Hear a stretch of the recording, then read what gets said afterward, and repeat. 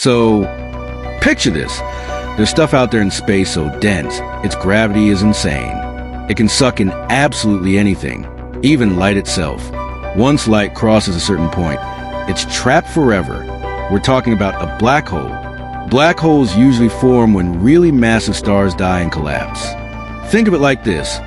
When a giant star runs out of gas, it can't hold itself up anymore. Its own gravity makes the core shrink super fast, causing the whole thing to explode in a supernova. After the boom, if the leftover core is more than about 3.2 times the mass of our sun, it keeps collapsing. Eventually, it becomes a black hole. The very center of a black hole is a point with infinite density and zero size. Scientists call it a singularity. The area around the singularity where nothing can escape is the event horizon. Cross that line and you're toast. Even light can't get out.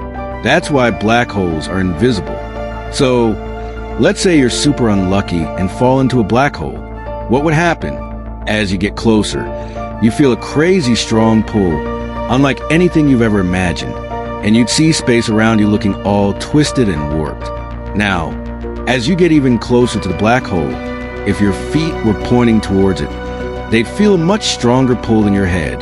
This difference in gravity would stretch you out. It's called tidal forces. But check this out. If you could somehow see what's happening outside the black hole, time would seem to be moving super fast. According to Einstein's theory, the stronger the gravity, the slower time goes. So, for you falling in, time would be slowing down big time.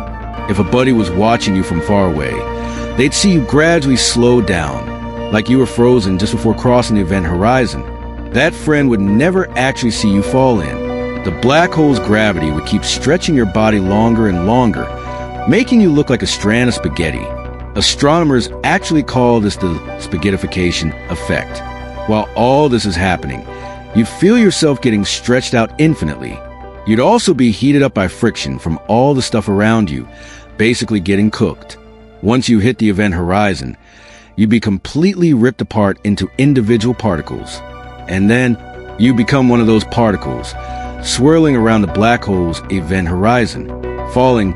Eventually, you'd plunge into black hole's central singularity. The singularity is the black hole's core. It's something that physics, as we know it, can't really explain. It's where all the rules of physics break down. All we know is that at the singularity, all matter is squeezed into an infinitely small point. Density and gravity become infinite. That's why even light, once it's within the black hole's gravitational pull, can never escape. So in a nutshell, falling into a black hole is definitely a one-way cosmic adventure. Once you're in, you'd quickly get torn apart and stretched into particles. Finally, you'd end up in the mysterious, unknown world of the singularity.